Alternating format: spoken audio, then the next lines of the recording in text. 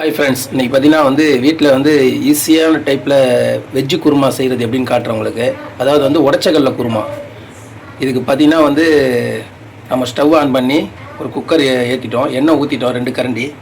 அப்புறம் பட்டை கிராம்பு போட்டுடலாம். பட்டை ஒரு ஒரு 2 துண்டு போட்டு எண்ணெய் சூடானதுக்கப்புறம் வெங்காயத்தை போட்டுடலாம். வெங்காயம் பார்த்தீங்கன்னா ஒரு 4 வெங்காயம் சின்னதாக கட் பண்ணி வச்சுருக்கேன். வெங்காயத்தை வதங்க போட்டுடலாம். வெங்காயத்தை நல்லா இந்த மாதிரி ரோஸ்ட்டாக வதக்கிடலாம். நல்லா வெங்காயம் வதங்கட்டும், கொஞ்சம் வெயிட் பண்ணுவோம். வெங்காயம் வதங்குற வரைக்கும் ஒரு ஸ்பூன் கல் உப்பு சேர்த்துடலாம். ஏன்னா வெங்காயம் கொஞ்சம் சீக்கிரம் வதங்கிடும்.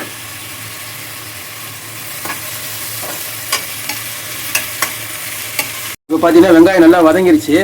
வதங்கினதுக்கப்புறம் ஒரு ஸ்பூன் நம்ம இஞ்சி பூண்டு போட்டுக்கலாம். ஒரு ஸ்பூன் இல்லை, ஒரு 2 ஸ்பூன் போட்டுக்கலாம். 2 ஸ்பூன் இஞ்சி போட்டு நல்லா வதக்கிடலாம். அந்த இஞ்சி பூண்டு ஸ்மெல்லு போகிற மாதிரி, ஏன்னா அப்போ தான் இஞ்சி பூண்டு ஸ்மெல் அடிக்காமல் இருக்கும். இந்த மாதிரி நல்லா வதக்கிடுங்க. வதக்கினதுக்கப்புறம் ஒரு 3 தக்காளி, கொஞ்சமாக மல்லி, 2 பச்சை மிளகாய் சேர்த்துருக்கேன். அதையும் போட்டு நல்லா வதக்கிடலாம். தக்காளி நல்லா வதங்கிடுச்சு பாருங்கள், இந்த மாதிரி வதங்கிடணும். அதுக்கப்புறம் வெஜிடபிளுக்கு தேவையான காய் நம்ம வெட்டி வச்சுருக்கோம், அதை சேர்த்துடலாம். கேரட்டு, பீன்ஸு, உருளைக்கிழங்கு இந்த மாதிரி சேர்த்துட்டு நல்லா விறகி விட்டுறலாம். நல்லா மிக்ஸ் பண்ணிடலாம்.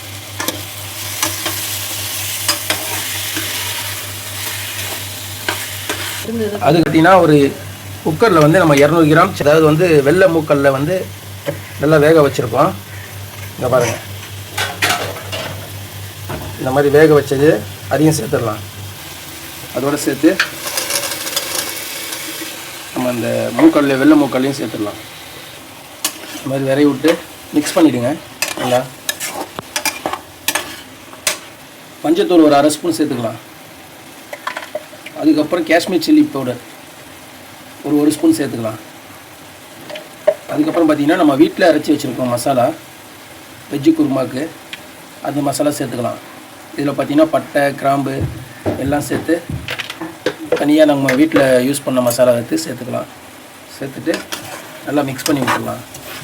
இந்த குருமா பார்த்திங்கன்னா ரொம்ப ஈஸிங்க. உடச்சக்கல்ல போட்டு நம்ம செய்ய போகிறோம். தேவையான அளவுக்கு கொஞ்சமாக தண்ணி மட்டும் ஊற்றிக்கலாம்.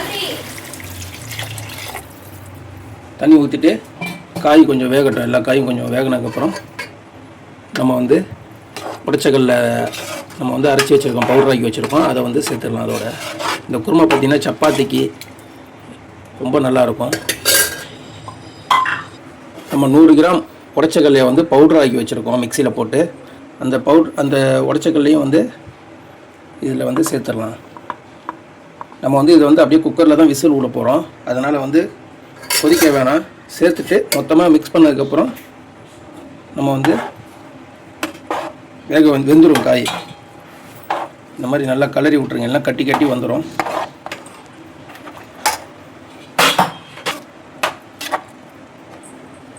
இது பார்த்தீங்கன்னா கொஞ்சம் டைட்டாக இருக்குது, அதாவது கட்டியாக இருக்குது. கொஞ்சம் தண்ணி ஊற்றிக்கலாம்.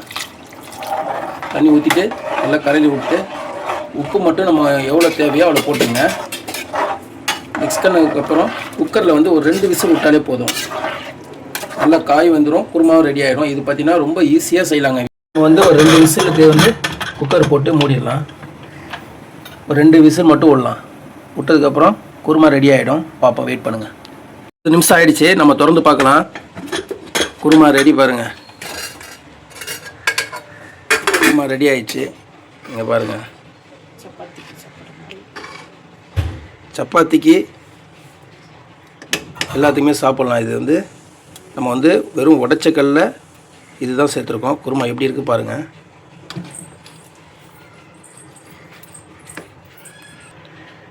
பாருங்கள், இது சப்பாத்திக்கு ரொம்ப நல்லாயிருக்கும். நம்ம இது தேங்காய் எதுவுமே சேர்க்கலை, வெறும் உடச்சக்கல்ல தான் சேர்த்துருக்கோம். இது ரொம்ப ஈஸியான மெத்தடு. நம்ம சேனல் பிடிச்சிருந்தா லைக் பண்ணுங்கள், ஷேர் பண்ணுங்கள், முடிஞ்சால் சப்ஸ்கிரைப் பண்ணுங்கள். தேங்க்யூ.